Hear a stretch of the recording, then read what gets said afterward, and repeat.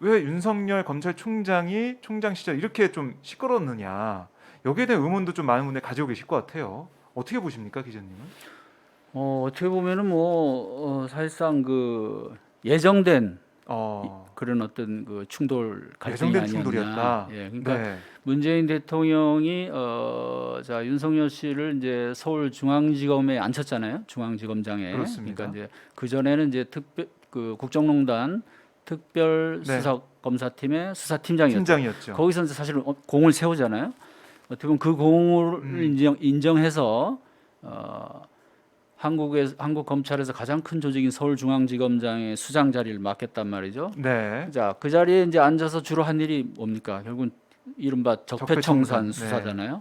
자, 여기서 또 어떻게 보면 현 정부와 코드가 잘 맞는 모습을 보여준 거죠. 그래서 박근혜, 이명박 정부의 주요 인사들을 다 네. 직권남용 등의 혐의로 많이 구속시키고 또 심지어 그 사법 권력까지 네. 사법농단이라 해서 뭐 양승태 전 대법원장이나 어떻게 보면 이 문재인 정부의 지지층이라 그럴까 또는 진보 진영 네. 쪽에서 아주 환호할 만한 박수를 받아. 네, 박수를 받을 만한 네. 네, 뭐 실제로 막 꽃 보내고 그랬잖아요. 네. 나중에는 이제 조국 사태 나니까 엿을 보냈지만 꽃이 엿으로 바뀌긴 했지만 어쨌든 네. 그런 어떤 수사를 하면서 어떻게 보면 이 정부에서도 우리 편이다 이런 생각을 좀 했던 것 같아요. 네. 그래서 사실은 윤석열 중앙지검장을 검찰총장이 임명할 때 안팎에서 우려가 많았단 말이죠. 심지어 민주당 내에서도 우려 섞인 적이 많았고, 근데 지금 뭐 알려져 있기는 어쨌든 그 청와대 내에 강력하게 윤석열 쪽을 지지하는 예, 라인이 쪽에서 있었던 어쨌든 거고. 심지어 조국 전 장관 그 당시 민정수석이죠. 조국 민정 라인에서도 사실은 뭐 몇 가지 검증에서도 좀 문제가 되고 그래서 반대를 많이 했다고 하는데 네. 결국은 어쨌든 보이지 않는 그런 힘에 의해서 아하. 뭐 최종 결정은 대통령이 하신 거죠. 예. 그래서 그렇게 임명되면서부터 사실은 이미 일종의 그 파국의 어떤 전조가 보였다고나 할까요? 왜? 물론 이분이 말로는 총장 인사청문회 나와서 검찰 개혁 찬성한다. 그렇죠. 예, 뭐 하지만 그거는 어떤 검찰총장이든 그 총장 될 땐 다 그래요.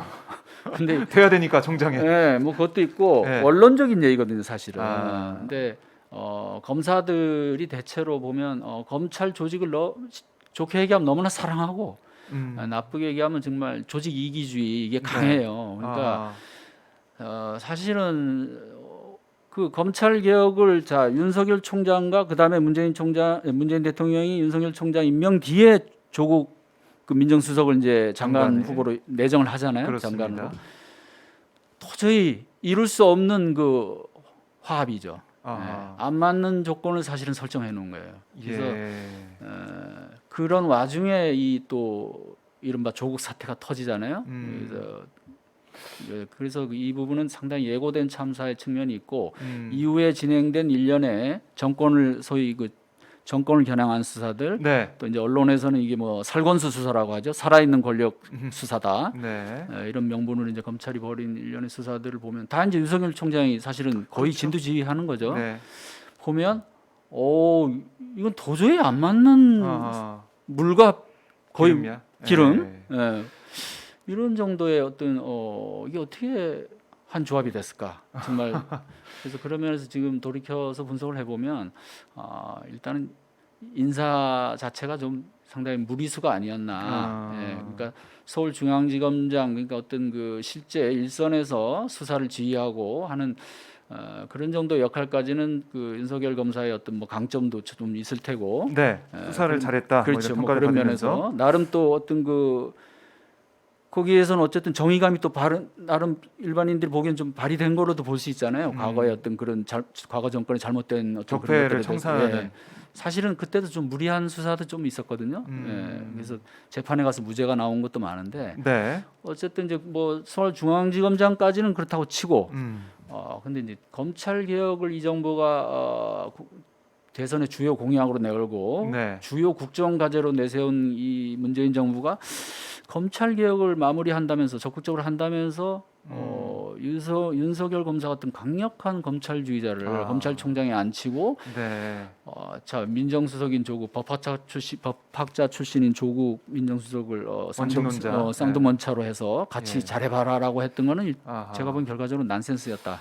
이렇게 보는 거죠. 돌이켜 보면 검찰 개혁을 추진하려는 문재인 정부 입장에서는 검찰주의자가 아닌 검찰 개혁에 좀 적극적인 그런 검찰 인사를 총장 자리에 앉혔어야 되는데 거기서 조금 잘못된 부분이 있었고 아니 검찰 개혁에 적극적인 검사는 없습니다. 없어요? 예, 그거는 뭐 표현도 우선 말이 안 되고 예, 그래요. 다만 중립적으로라도 왜냐하면 아. 이제 나름 어쨌든 정부 문재인 정부의 예를 들면 검찰총장이라면 최소한 그래도 어느 정도의 어떤 그 막 정면으로 반기를 들고 이건 곤란하잖아요. 예. 그리고 이 정부가 진짜 어떤 검찰 개혁을 이게 반드시 완수해야 되는 어떤 정책이다. 국민을 위해서 또 네. 검찰 조직을 위해서 아. 검사들을 위해서 그렇게 진짜 확신을 갖고 어떻게 추진을 한 거라면 거기에 맞는 어떤 그런 좀 더 고민을 했어야 되지 않나 검찰 조직의 어떤 수장을 앉히는 네. 문제에서 근데 그 부분에서 사실은 좀 아하. 약간 큰 오판이죠. 오판. 예. 예. 그 오판도 제가 보기에는 약간 좀 문재인 정부가 좀 오만한 것도 있지 않았냐 결과적으로 그